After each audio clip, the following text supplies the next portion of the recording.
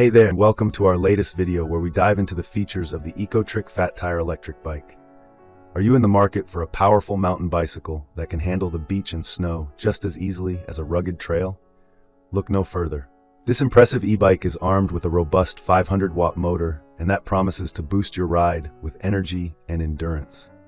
One thing I should mention real quick too is I actually found a pretty good deal on this bike. You can actually get it cheaper than what even their website lists at. I'll put a link below in the description so you can check that out if you're interested in picking one up.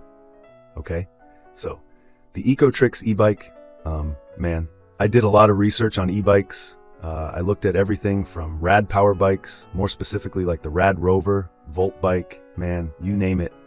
Probably looked at 20 different companies before kind of settling on this one. And I'll tell you right off the get-go, I'm extremely happy with this bike. In my opinion, this bike is as good if not better than the Rad Rover, which costs around $15. This bike can be had for well under $1,000. So there's really two key things you want to look at when you're buying an e-bike, the battery and the motor. Those are by far the most expensive things on any bike. They account for 75% of the cost of the entire bike. And they're the two most expensive things to fix if they need to be repaired or if they fail on you. And that's why I like the ECOTRIC so much, because they use a good motor and they use a good battery. The motor is made by Bafang. If you're not familiar with them, they're the largest electric motor maker in the world. They're a Chinese company, but don't let that put you off. They make exceptionally good motors. If you go on Reddit and different forums and look it up, a lot of guys buy Bafang motors for their own bikes as to make your own e-bike. If you want something like really more powerful, they make some very powerful motors. But this one's a very, very good quality motor. It's going to last for a really long time. The battery, it took me a while to find actually what the cells were in the battery. But after doing a lot of digging, they're actually Panasonic cells, which is really good. Those are the ones, they're not the same exact cells that Tesla uses in their cars, but they are Panasonic cells, which is the same brand, same style of battery that Tesla uses in their cars. So they're very, very good motor. Very good batteries that alone surprised me. I really didn't expect that kind of quality in a bike. This cheap, in my opinion. This bike should be priced about the same price as the Rad Rover. It's almost identical in specs and quality. Now the frame, you don't have to worry about. I mean, frames, the way they're welded now, they're not going to break any. Believe me, they're not. This one's exceptionally solid, surprisingly rigid, in a good way. Now, if there is no suspension on the spike, but don't let that put you off.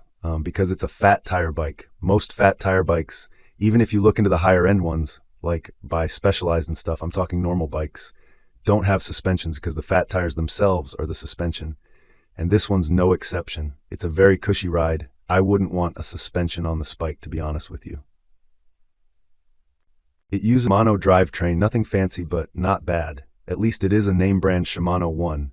I mean, it's a lot better than a cheap knockoff style one. So it is a legit Shimano system. Mechanical disc brakes which stop exceptionally fast, very, very well. And they do have cutoffs on them, which is really nice. I didn't think they would initially have that for a bike of this price. But what that means is when you pull the brake, it disengages the motor, so you're not like fighting the motor. If you accidentally forget to lay off the throttle or something like that, when you brake, it's not going to fight the motor to stop the things. You can stop a lot quicker, which is important because these bikes can go really fast.